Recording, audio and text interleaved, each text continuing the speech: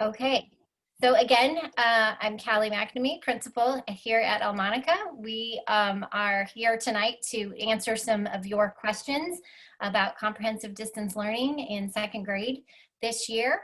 Now that I've introduced myself, I would like the classroom teachers and our specialists to introduce themselves.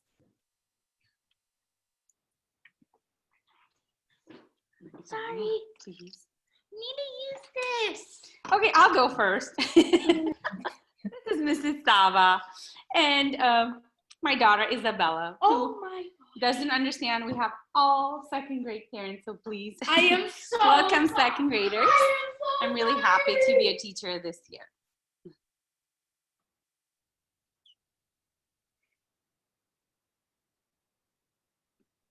All right, I'll go next. Hi, I'm Miss Cho, and this is my second year teaching second grade. Excited to be here. It'll be different, but we'll see. Tammy Robb. This will be my third year at second grade at Elmonica, and very excited. No.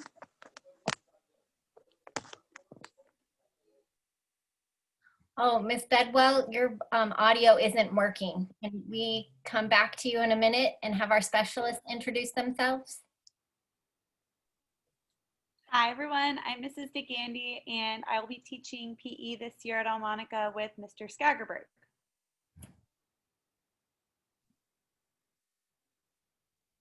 Hi, I'm Mrs. Kenyon and I'm the school counselor and I'll be teaching wellness lessons on Wednesdays. Hi, I'm Greg Nelson and I'm the student manager at Elmonica.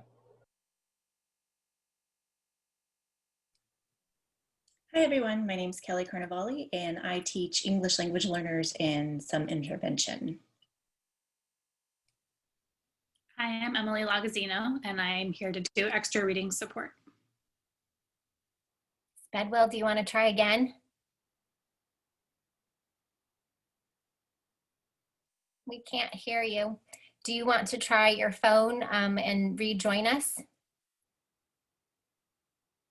Or another computer? I will introduce you for now. Miss Bedwell is our fourth second grade teacher, and I know that she is happy to be here and mortified that her volume or her sound is not working, and she'll be with us shortly. We will save all the hard questions for Miss Bedwell. Just kidding. Okay, so parents, for this meeting, we are going to have you have your video off and also your speaker off so that parents and people can focus on the faces of our teachers and our specialists while we're presenting. Having a room of 50 to 60 people can be very distracting. So we would like to focus on the questions and the answers.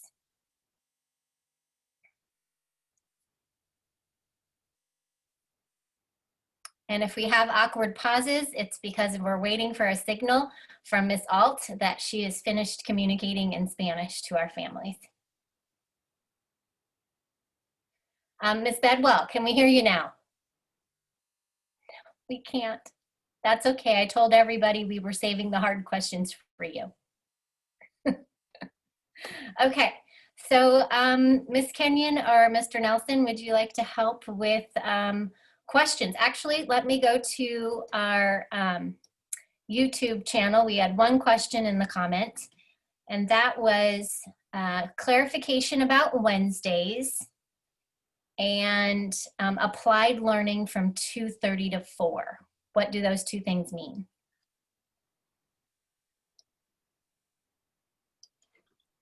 I'll go first. So applied learning means that students are on their own and they are working independently on things like Seesaw or reading silently by themselves, Dreambox, independent writing, it could be free writing, things that they are using the skills that they learned in class to apply to their learning independently. Would that also be something like homework? Yeah, I believe so. And then what about Wednesdays? Somebody else want to take Wednesday? Also, the behavioral wellness team will be teaching some classroom guidance lessons during on that Wednesday. So that will be every week as well. And there'll be live lessons. Okay, can I tackle Wednesday, or Miss Rob, did you want to? All right, so for Wednesdays, kids have a longer day of applied learning. There will be a morning meeting with us, the teachers, and then there will be a counseling lesson, like Miss Kenyon said, a wellness lesson. And then for the most part, the kids will be working and applying the learning, finishing assignments, completing more writing. We're hoping to make that a longer focus on writing day, while us teachers are going to be a little less engaged with the students and working, collaborating, planning, getting more training on Wednesdays. Did I answer that correctly? I would also like to add that there will be dedicated contact times with students and parents that will focus primarily on Wednesdays, just depending on each teacher's schedule. I wanted to test my audio. Can you guys hear me now? Yes, we can. Okay, now I can answer questions. Perfect. You can get the next one. Ms. Kenyon, will you help out with questions in the chat? We have one question in the chat, and it's Miss Dickinson saying something to her friend Debbie. So let's see, parents, it's time for you to get to work. Put some questions in the chat room for us to ask and answer. While you're thinking of questions to ask, I'm sorry I didn't introduce myself earlier. I'm Sarah Heatherly. I am one of the 2 music teachers for Elmonica, along with Mr. G. He goes by Mr. G. It's Mr. Gustafson. Many of you probably already know him. So I am new to Elmonica, but I'm not new to being a music teacher. This will be my 18th year teaching. Thank you, Ms. Heatherly. There's a question. Can you speak to how much time each child will be on live Zoom calls on Monday, Tuesday, Thursday, and Friday? So that's it's going to depend on each teacher, but I know for all of the second grade teachers, most of us are planning to start every day with a morning meeting, which will be 30 minutes. And then we'll have small group sessions throughout the day. And those sessions will be about 30 minutes long or so, give or take a little bit. And that will be the other time that the students are on. There's going to be more time that students are going to be doing more asynchronous learning, which is where they are learning on their own. They're doing the learning on their own. So that way, when they're with us in our rooms, they are able to have extra help as they need.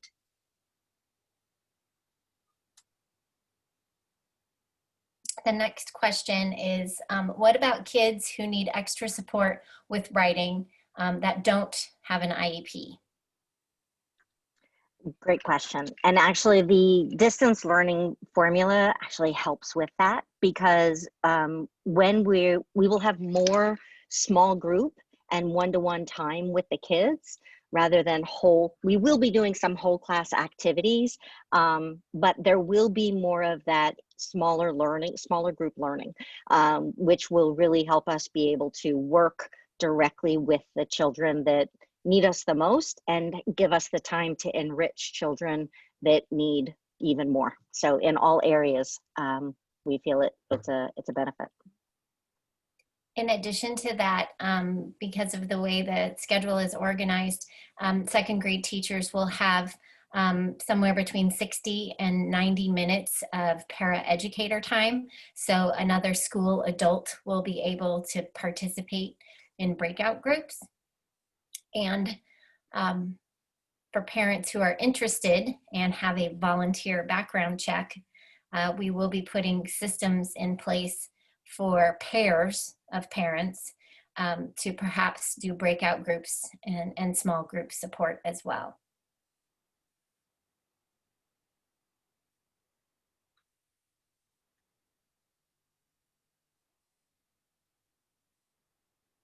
When will students get class schedules?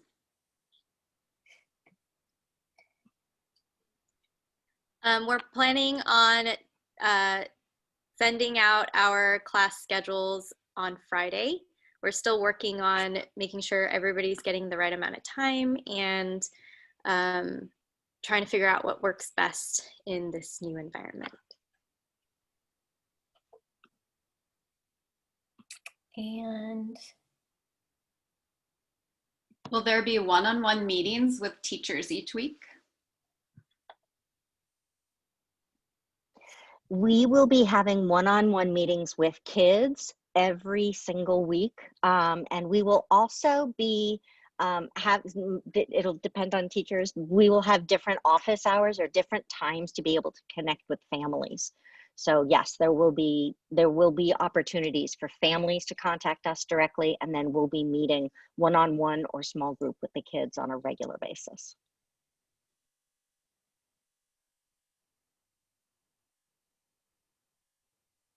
the next one is I'll ask and answer. How can we access books from the school library? Currently, our library media assistant, Ms. Cartmill, will be working on a plan for students to request books. There is access to our library online card catalog for students to make requests. We just need to put a system together to make that work and have parents pick up books like the public library is doing now, or I have asked for a bus driver volunteer to possibly deliver books at certain bus stops. We'll have to create routes for that. So it's in development.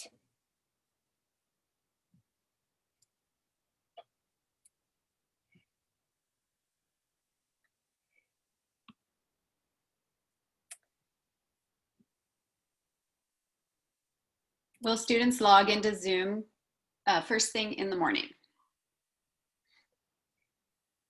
That's an easy answer. Yes, like Ms. Bedwell said, we are planning on meeting with the whole class every morning, including Wednesdays at 8:30.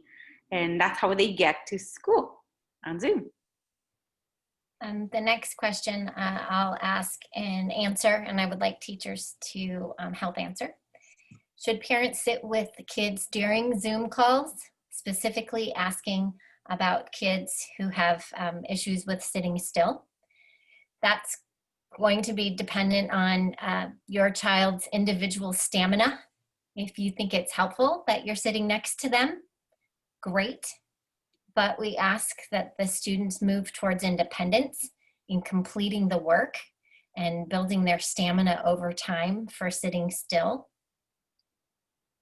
I know our teachers will be working hard to find that balance of how long is a lesson long enough, and then a child needs to take a break or work independently. Teachers, you want to add anything? I think this is a question that is not easy to answer because we are all new to this, and also we're working on building the kids' stamina to be on Zoom. So we don't know the answer very well, I have to say, or at least I don't want to speak for my team, but maybe we all agree that it is hard to say. We are aiming to help the kids become more and more independent and self-sufficient, and eventually log in and be able to be on their own. And for every child, it's going to be different, maybe for every classroom, and we're building that stamina up. Did I say that right?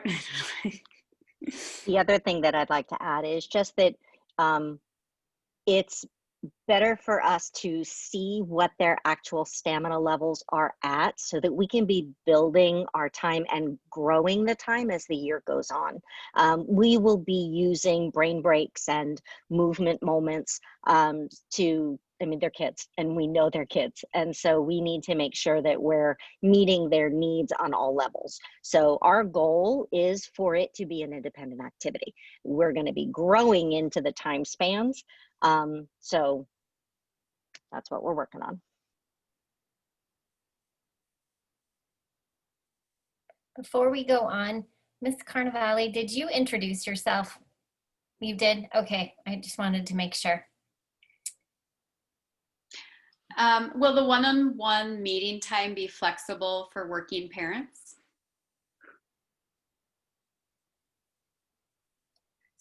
For our expectations, we understand that families are working. So when it comes to these attendance times, we're just asking that students are completing their work. For the one-on-one meetings, we can always work with your teacher and try to figure out what works best for you all. I know that we as a team have already discussed that as long as work is getting done within the school day, that is what counts.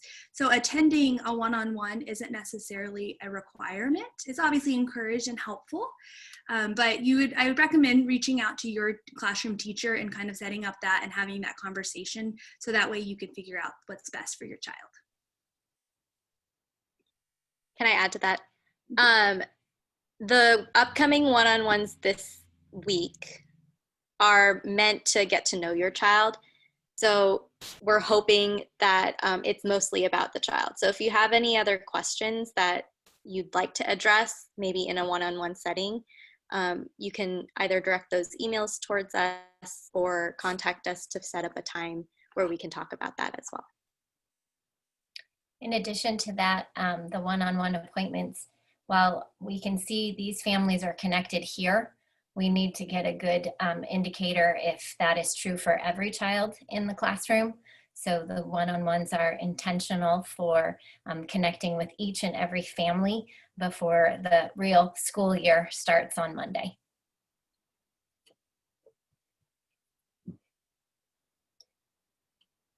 So going back to the 2:30 to 4 being homework, is that a policy change? I thought we had been a no homework school in previous years.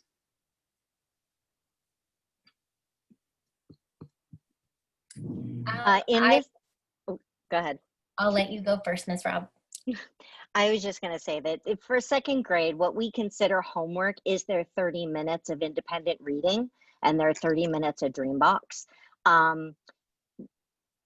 Official homework, like paperwork, things like that, we don't assign those. It's more about them being able to work independently, getting their reading and their reading down behaviors, as well as getting their Dreambox work done, continuing to work on their math skills, and finishing using the applied learning time to complete any of the projects and Seesaw assignments.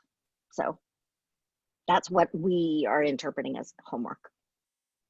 So is it possible then for students, if they're engaged between 8:30 and 2:30, that they can do a lot of their practice and application within that time frame and not have anything after 2:30? The reading of 30 minutes and the Dreambox of 30 minutes, we would anticipate to happen outside of the school hours. But I mean, if your children are really on top of it and they're really using the 8 to 8:30 to 2:30 time slot and they manage to get that work done during the school day, then absolutely. It's not that we're giving them more work just for more work. It's just to make sure that they're meeting their growth needs. Thank you. And I think a better word for it may not be homework, it might be independent work. Things that we're trying to get them to do independently.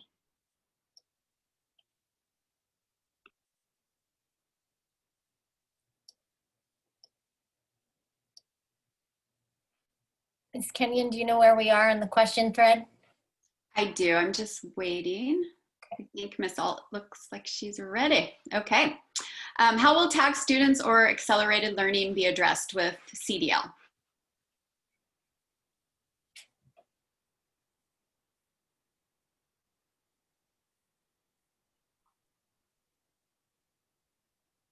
I'm not sure who's up. Simona, I'm happy to take it.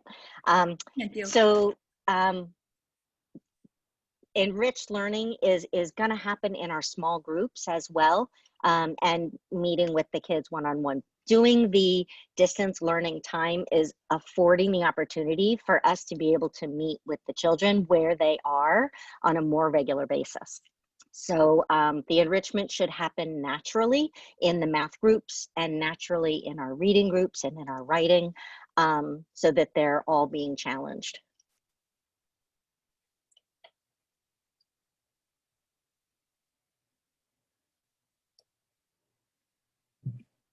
How frequently are reports generated and shared on the progress of kids?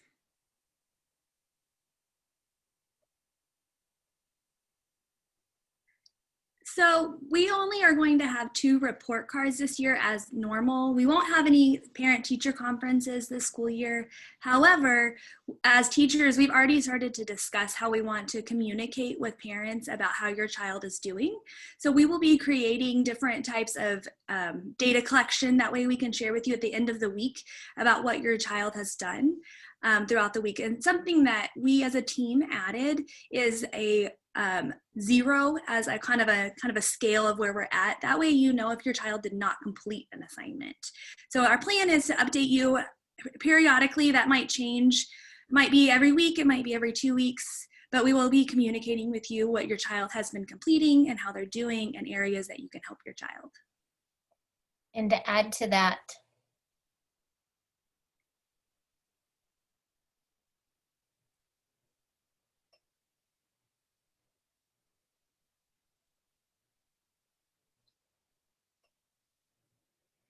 thank you, Ms. Alt. To add to that, Wednesdays are also the kind of parent and kid contact days.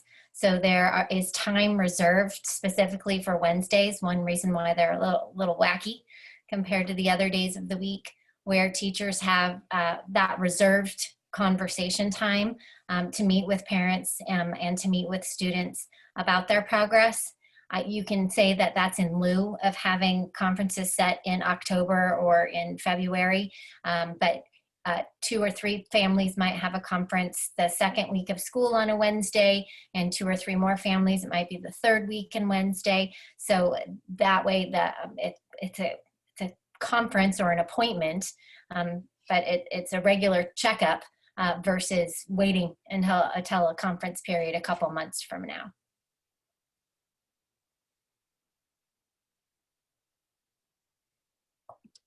How many one-on-one meetings for a student in a week?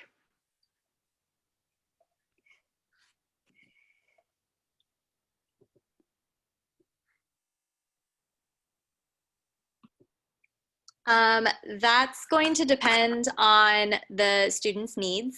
We're working out schedules currently for small groups, and once we get to know your child, we'll get to know what we might need to do with them throughout the week. I am going to speak for myself. I personally know that I really like the one-on-one style, so I might hold them maybe once a month or once every 2 months. But for the most part, I think a lot of the learning will be done in small groups.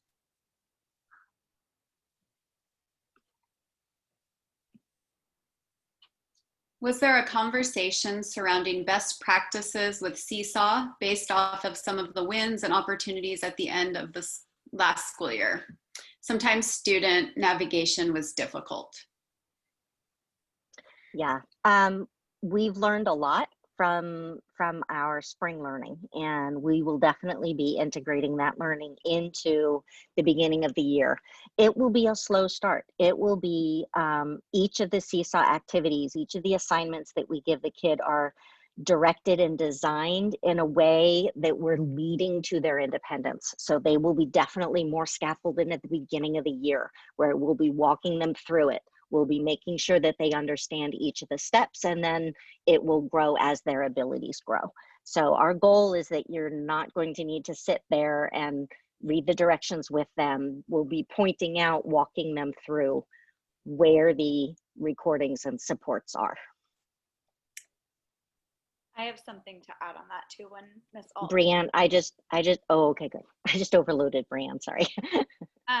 So I know last year at the end of the year, specialists were all a part of Classroom Teachers Seesaw classes, which added to the confusion of activities.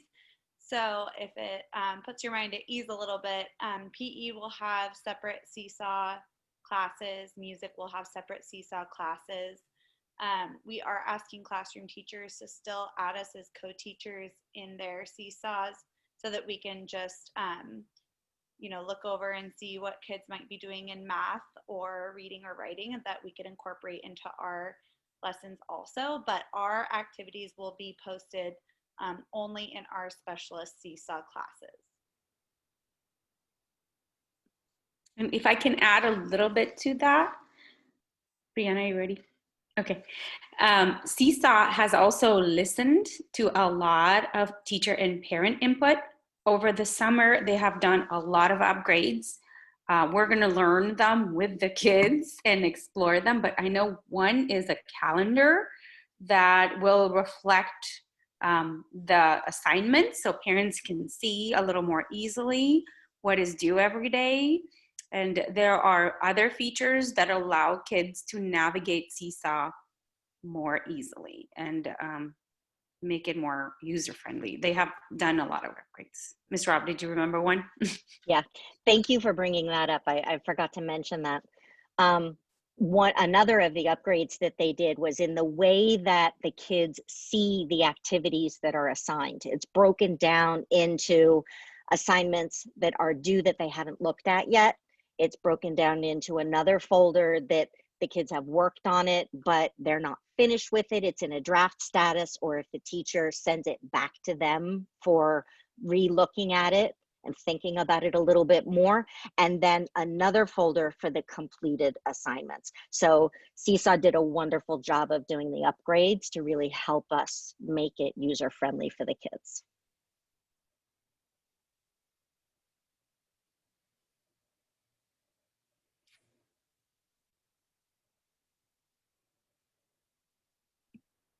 Is there anything specific that you as teachers want us to do with our kids besides the reading, writing, and dream box?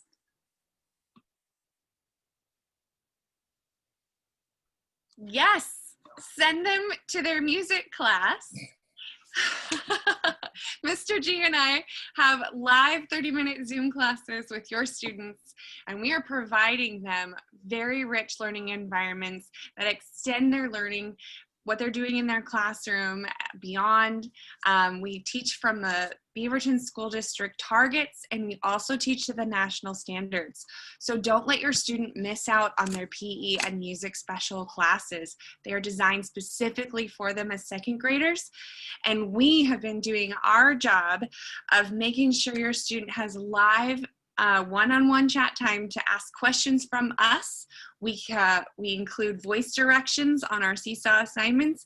We can show them videos on how to literally step through their assignments and complete them and feel successful. So you as parents don't have to worry about being a music teacher or being a PE teacher. You can leave that part to us, and rest assured, we want them to come to their classes and enjoy such a special thing that Beaverton School District offers them.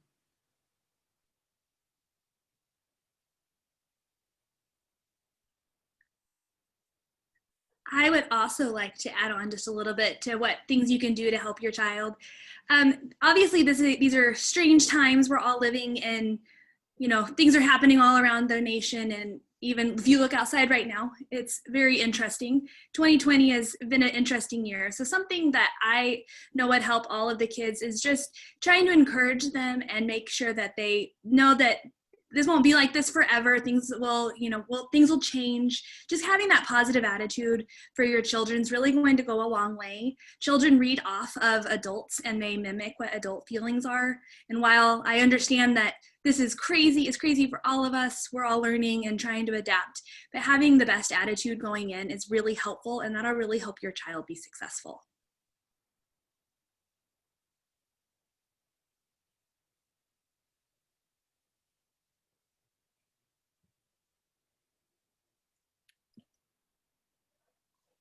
And then I would just add to that, just helping your child find a nice, quiet workspace where they can really focus on their learning can be very helpful too.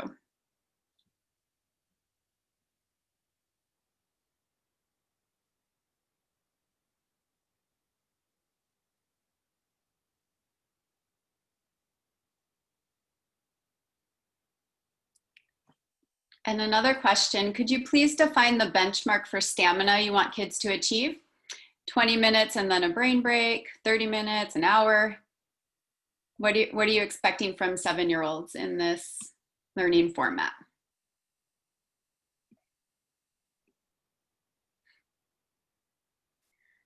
As far as stamina online, I don't expect a student to really sit from at maximum more than 30 minutes. And of course, the first day will not look like that.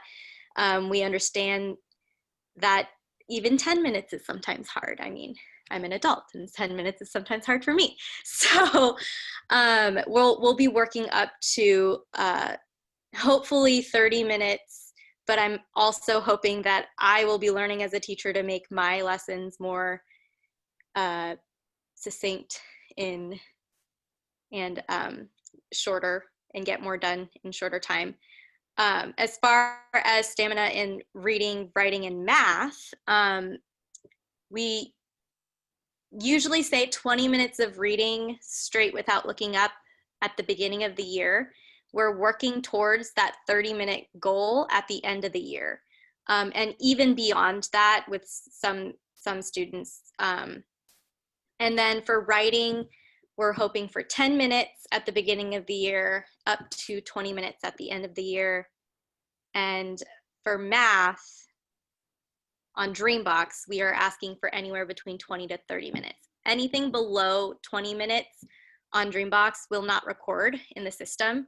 So it has to be at least 20 minutes. Did I miss anything?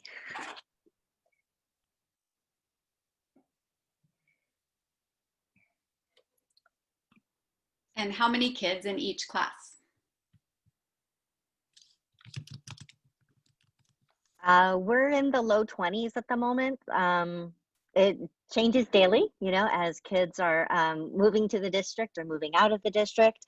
I know I have 22 right now. I think 24 is the largest class you guys right now. So our numbers are great. I mean, I'm not feeling overloaded in any way. I'm just excited to see them.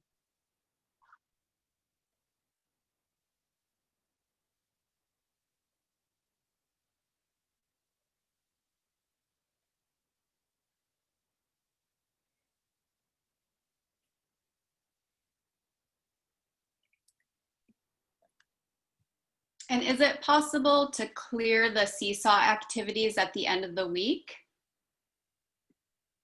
Yes, we had a system last year, and of course we'll adjust depending on family participation and what feels too overwhelming. Last year we did a weekly archiving of assignments, and if we had one that was particularly important, we would keep it. But yes, we do. We will regularly, weekly, possibly, but we're willing to change and adjust archive assignments so they are not overwhelming families and students. Can I add whenever Brianne's ready?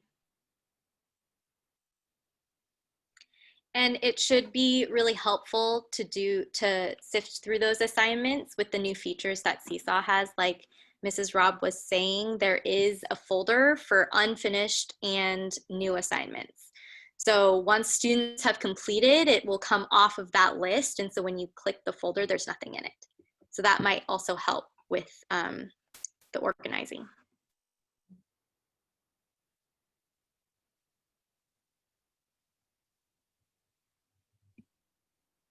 Okay, there are no more questions in the chat. You all passed the test.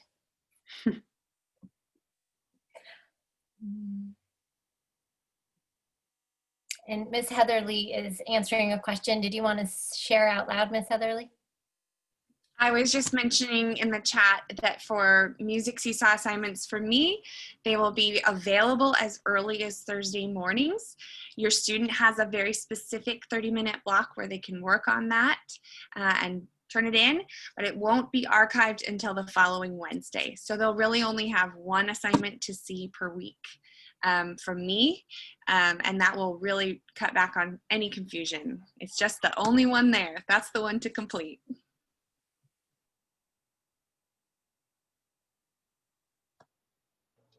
I've got a question. Oh, I'm going to wait for Ms. Alt. I've got a question here regarding school supplies. So yes, Elmonica, I will put the link in the chat, but we have some student success kits that were put together by the district, and it's for families that may need help or in need of school supplies. And so we've got about 190 bags. And I have a Google form basically that you can fill out to reserve one of those bags. The pickup will be tomorrow between 2 and 4. You can just come to Elmonica, drive up along the curb, and we'll get one of those for you. So before you sign off tonight, look for that link in the chat box. Miss Heatherly and Mr. Gandhi, I see a question about PE and music. Would you like to share it out loud? I know you've shared other schedules and other chats. Yes, so Ms. Heatherly wrote in the chat that music and PE live and Seesaw classes are from 1:30 to 2 p.m. for all second grade classes. So I'll share my schedule for second grade for the live lessons. Ms. Bedwell's class on Mondays from 1:30 to 2. Ms. Cho's class on Tuesdays from 1:30 to 2. And then Ms. Sava and Ms. Rob's classes will have Mr. Skagerberg for their PE lessons.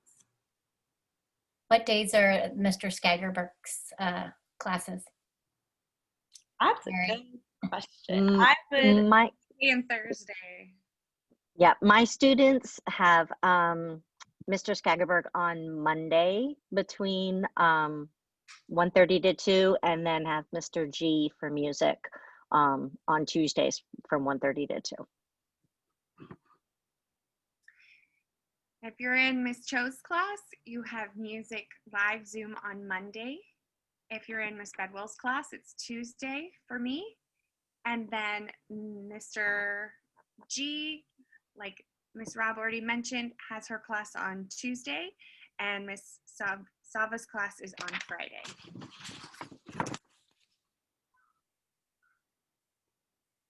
Oh, I will ask and answer this question.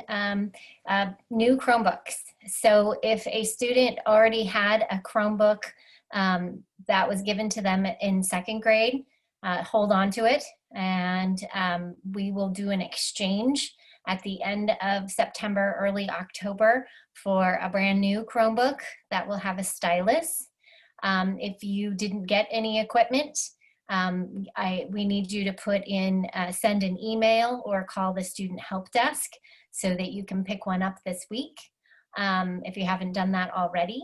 And, but yes, everybody will eventually be getting a new Chromebook with a stylus. Oh, wait, you guys are raising your hand because you're second grade. Yeah, thank you so much. You're awesome. Never mind, I take that all back. This is the second grade Zoom. Second grade, I'll get iPads. And they are, yes, and they are all set up with the applications that the teachers want, and certain protections are put into place so that they can be at home, and we would prefer that you use a school iPad for students, because that is what the teachers are going to be modeling when they're doing their lessons. If you didn't pick one up last week, send in a help desk ticket. I think Mr. Nelson put it in the chat. Just send an email and arrange a time to pick one up. Friday morning, I know, is going to be a good morning to do that, but you can also get it next week if necessary.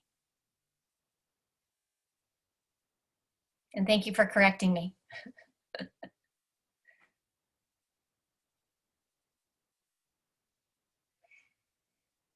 And do students have to use the school's device or equipment?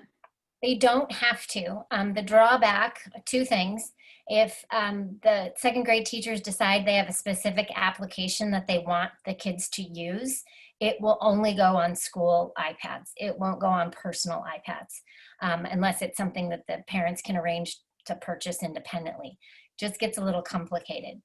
The second piece is if the students are having trouble with accessing the applications or with the iPad, the student help desk, the IT people will have a more difficult time helping students access a personal iPad versus a school one. Because if, at the end of the day, if the iPad's not working, you can just trade it in for a new one.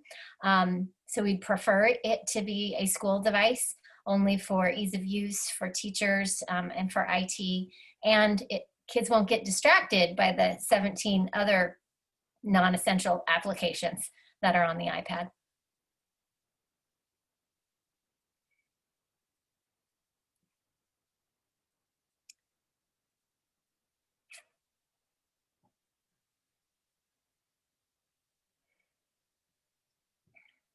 Couple more questions. Will you send out password reminders?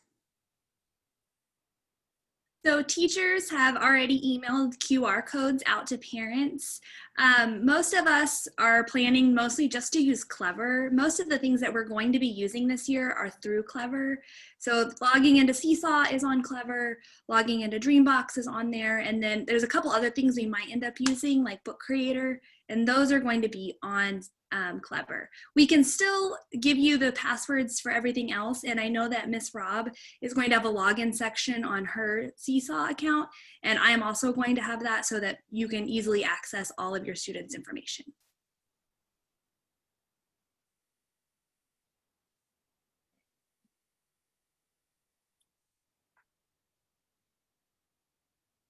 There's a question about PE and music specialists. Yes, they are the ones that are scheduled for that 1:30 to 2 o'clock time, an asynchronous lesson and a synchronous lesson, meaning there might be a PE or a music assignment on Seesaw for the students to complete on their asynchronous day. The other specialist will be library, and Ms. Cartmill will be joining each one of the second grade classes in session already. It won't be a place where kids go. She will be joining them for about a 20 to 30 minute library rotation once per week. And then Ms. Alt has been repurposed to be a translator extraordinaire. Since our students are on technology for most of their day, we didn't create a specials rotation specifically for technology. Classroom teachers have become the technology teachers, and Miss Alt will be supporting our fourth grade learners this year.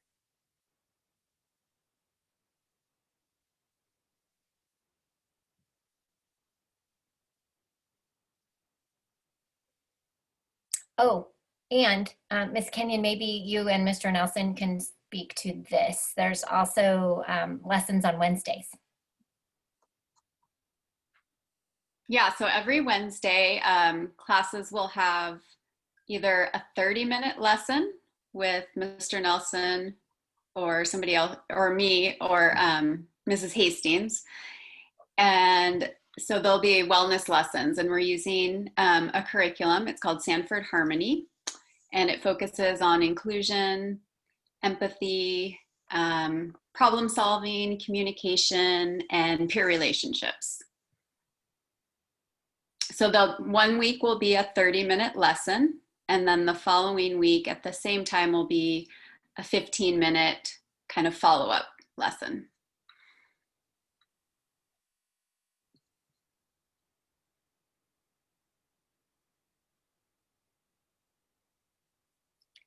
And a question in the chat is, do we need to get the iPads? We have a PC set up. It's not a requirement to use the iPads. It's just that the teachers will be able to support a student if they're having complications with their iPad, and our student help desk will be able to support if they're having complications with their iPad. Will just be less efficient and effective trying to troubleshoot problems on a PC, but it is still a parent's choice if they have a system that works for them.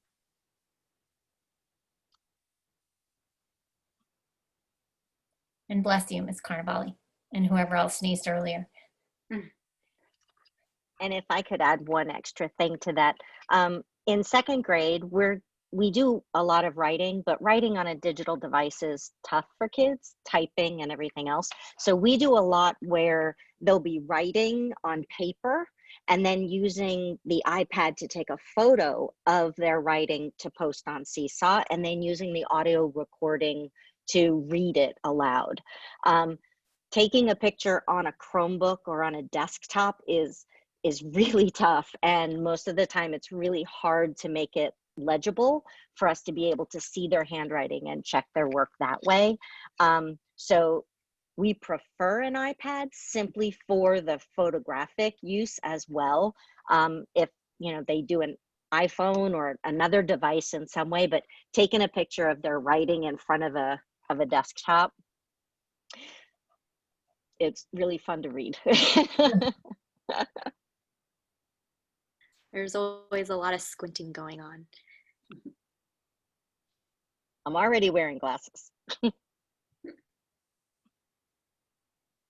There's another question about the 30-minute lessons. I'm not sure if this means the wellness lessons. Those will be live Zoom meetings. And then for specials, will they be Zoom meetings or Seesaw lessons? They'll be both. So they'll have one for both music and PE. They'll have one 30-minute live lesson per week and one lesson on Seesaw where they have a 30-minute block built into their schedule to work on that lesson, but it may not actually take them the whole 30 minutes.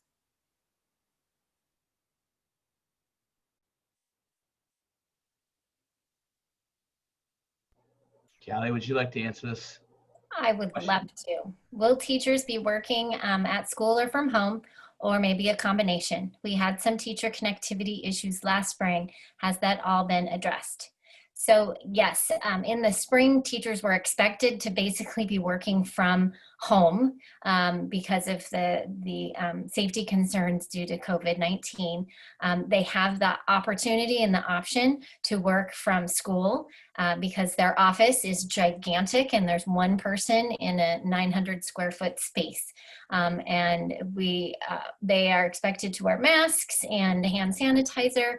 We also have to do contact tracing. So when they show up for school, they have to log in saying which part of the building they were in so that it can be sanitized. And I know at least 3 of us are here at school right now because we find it more comfortable to work from our office spaces at school.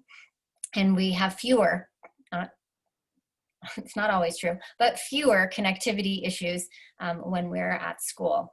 And I think that for our teachers who were having connectivity issues, that will be the solution for them, would be to come in and work from their classroom space at school.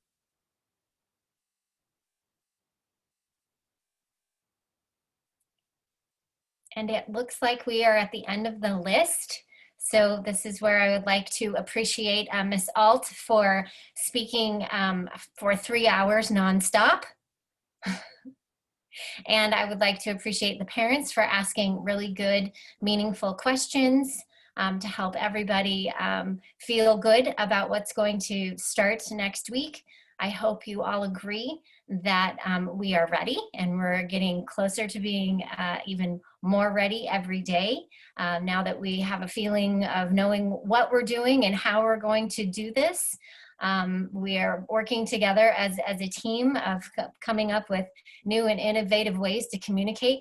Like this, for example, nobody would have told me that this time last year I would be doing 6 back to school nights via YouTube and a question answer session. So we appreciate how hard this is, how hard it is for parents to be the primary teachers at home of their kids, and how hard it is for the children to do something they're not accustomed to and to hold still for so long.